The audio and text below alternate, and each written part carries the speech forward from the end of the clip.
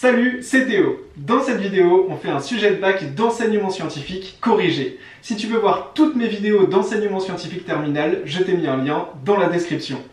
Vous êtes prêts? C'est parti!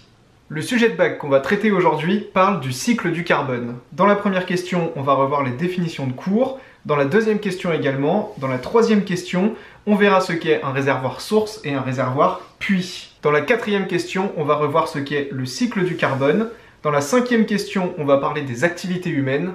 Et dans la sixième question, on va faire une étude complète d'un document que tu pourrais avoir le jour du bac. Alors comme tu l'as vu, c'est un sujet de bac sur le cycle du carbone. Il dure 1 heure et la calculatrice n'est pas autorisée.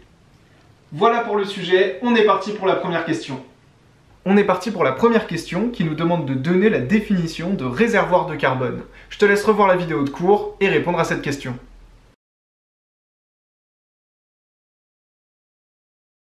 Alors, comme on l'a vu dans le cours, un réservoir de carbone, c'est une enveloppe, une réserve de carbone sous forme minérale ou organique.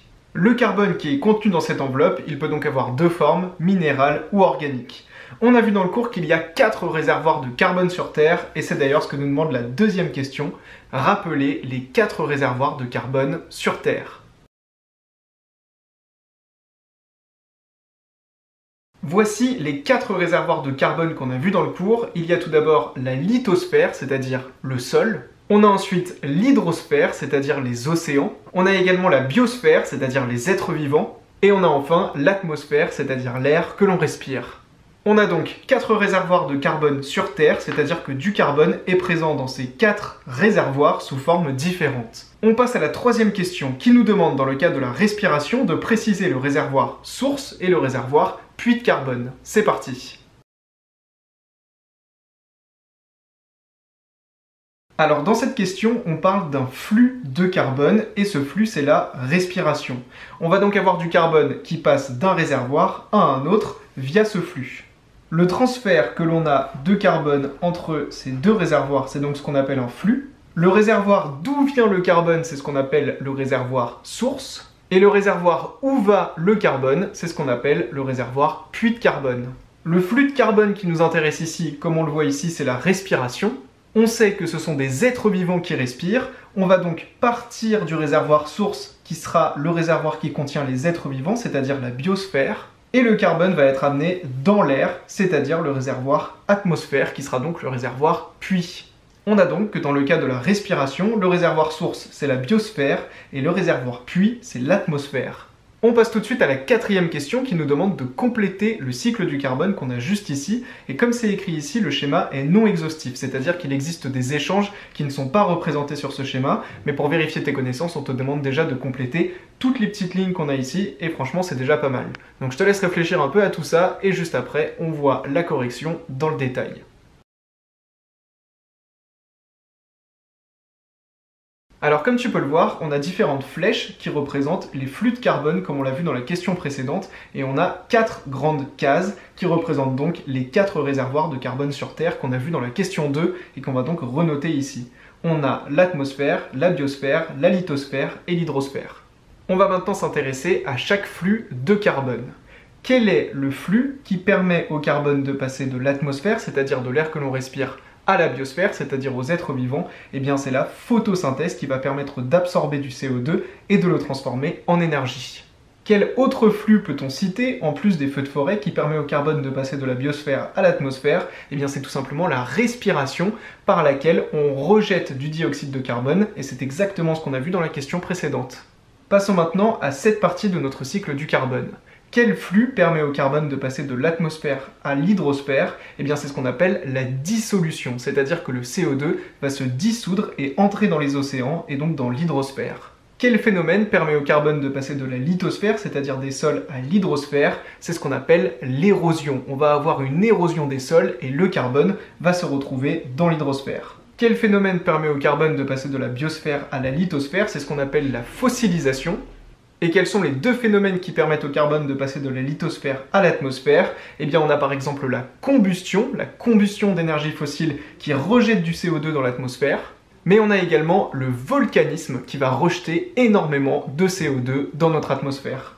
On a donc ici deux flux qui font passer le carbone de la lithosphère à l'atmosphère, le volcanisme qui est un phénomène naturel et la combustion qui est un phénomène lié aux activités humaines. Et voilà, on a complété le cycle du carbone. Alors il existerait d'autres flux, comme par exemple le passage de l'hydrosphère à la lithosphère, qui sont donc les précipitations, mais on peut également avoir un flux de carbone ici lié à la déforestation, mais on avait déjà beaucoup de choses à compléter pour vérifier tes connaissances, et c'est ce genre de cycle que tu pourrais avoir le jour du bac.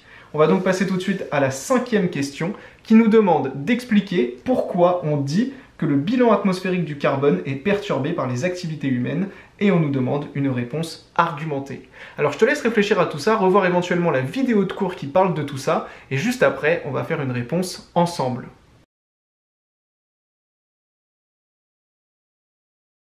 Alors pour répondre à cette question, je te propose de le faire en 3 parties, comme on le fait très souvent. On va commencer par « on sait que », « or », donc on peut en conclure « que ». Alors premièrement, on va dire ce que l'on sait, et donc ce que l'on sait du cours. On sait que le bilan atmosphérique en carbone, il est nul. C'est-à-dire que si on ne considère que le cycle naturel de carbone, l'atmosphère ne s'enrichit pas en carbone. Elle est en effet autant puits et source de carbone, et ce, de manière équivalente. Donc pour conclure, si on ne prend en compte que le cycle naturel du carbone, eh bien on sait que le bilan atmosphérique en carbone est nul. Or, on sait que les activités humaines, elles produisent de grandes quantités de CO2 dans l'atmosphère, à cause notamment de la déforestation ou de la combustion d'énergie fossile, et ces grandes quantités de CO2, eh bien, elles viennent s'ajouter au cycle naturel du carbone. Et donc là, on fait un lien direct avec le cycle du carbone qu'on a complété à la question précédente, où effectivement, on voit que la combustion amène énormément de carbone dans l'atmosphère depuis la lithosphère. On a donc dans une première partie que d'après le cycle naturel du carbone, sans les interventions humaines, le bilan atmosphérique en carbone est nul. Or, les activités humaines ajoutent des flux de carbone et donc du CO2 dans l'atmosphère depuis la lithosphère, à cause notamment de la combustion d'énergie fossile. On peut donc dire que les activités humaines, elles provoquent un déséquilibre dans le cycle du carbone. Et voilà, on a donc fait une réponse argumentée. On s'est d'ailleurs basé de la question précédente sur le cycle du carbone, qui permet d'expliquer très clairement pourquoi le bilan atmosphérique du carbone est perturbé par les activités humaines. Les activités humaines perturbent le cycle du carbone, encore une fois qu'on a vu dans la question précédente, et donc perturbent le bilan atmosphérique du carbone. On va donc pouvoir passer à la 6e et dernière question, assez complexe. On est parti pour la 6e question qui nous demande comment peut-on expliquer les variations observées dans ce document. Donc on voit qu'on a ici une courbe rose et que cette courbe rose correspond à la concentration en CO2 dans l'atmosphère. On a donc l'évolution de la concentration atmosphérique en CO2 au cours des années, donc années 2011, 2012, 2013 jusqu'en 2016. Donc là, il faut vraiment analyser ce document en profondeur, il ne faut pas faire une réponse à la va-vite. D'ailleurs, ce qu'on va faire, c'est une réponse argumentée, toujours en 3 parties. On voit que, or on sait que, donc on peut en conclure que. Alors il faut bien voir qu'on a 2 choses dans ce document. Tout d'abord, on voit qu'on a une augmentation de la concentration en CO2 dans l'atmosphère, on voit que notre courbe, de manière générale, augmente au cours des années, mais on voit également qu'on a des sortes de vagues comme ceci et une périodicité dans ces différences d'amplitude, et on va également devoir expliquer ce phénomène pour faire une réponse complète. On aura donc 2 choses à traiter dans notre réponse argumentée et dans notre analyse de document. Le fait que la quantité moyenne de CO2 augmente au cours des années, ça c'est une première chose, mais également qu'on a tout simplement des vagues et une périodicité dans ces vagues. On a donc une saisonnalité dans l'évolution de la concentration atmosphérique en CO2, et on va expliquer pourquoi. On va donc faire une réponse en 2 parties. Tout d'abord, on voit que la concentration en CO2 augmente en moyenne au cours des années, mais on voit également qu'on a une saisonnalité dans la concentration en CO2. Pour chacune de ces parties, comme je te l'ai dit, on va répondre en 3 parties. Commençons tout de suite par la première partie. On voit que la concentration en CO2 dans l'atmosphère ne fait qu'augmenter au cours des années. Alors mon objectif dans cette vidéo, c'est de te donner la méthode générale et te donner l'idée pour répondre à ce genre de questions, mais le jour du bac, tu pourrais faire des calculs chiffrés pour appuyer tes constatations. Tu pourrais dire par exemple qu'en 2011, on avait une certaine concentration de CO2, qu'en 2015, on en a une certaine concentration, et donc on voit que la concentration en CO2 a été multipliée par 1,3 ou 1,4 par exemple. Bref, les correcteurs aiment beaucoup les données chiffrées dans le « on voit que ». Donc là, je vais pas le faire parce que l'idée, c'est juste de te donner l'idée générale de la réponse. Mais le jour du bac, n'oublie pas d'appuyer tes hypothèses et tes constatations sur des données chiffrées. Or, on sait que quoi? Eh bien, comme on l'a vu dans la question précédente, on a vu que les activités humaines, elles provoquent un déséquilibre dans le cycle du carbone et qu'elles apportent énormément de CO2 dans l'atmosphère. On peut donc déduire de cette connaissance qu'on a vue dans la question précédente que l'augmentation en CO2 dans l'atmosphère, elle est liée à l'utilisation notamment de combustibles fossiles, mais également liée à la déforestation causée par les activités humaines. On a donc proposé une réponse argumentée en 3 parties à cette première partie de réponse qui répond à la question « Comment peut-on expliquer les variations observées dans le document ?» On a donc expliqué pourquoi on a une augmentation du CO2 au cours des années.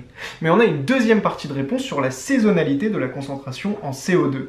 En effet, je vais considérer une période de cette saisonnalité. On va se placer ici au début de la période et ici à la fin de la période. On voit qu'ici, on est au milieu de l'année 2011, donc on est au mois d'août environ, puisqu'on est exactement entre 2011 et 2012.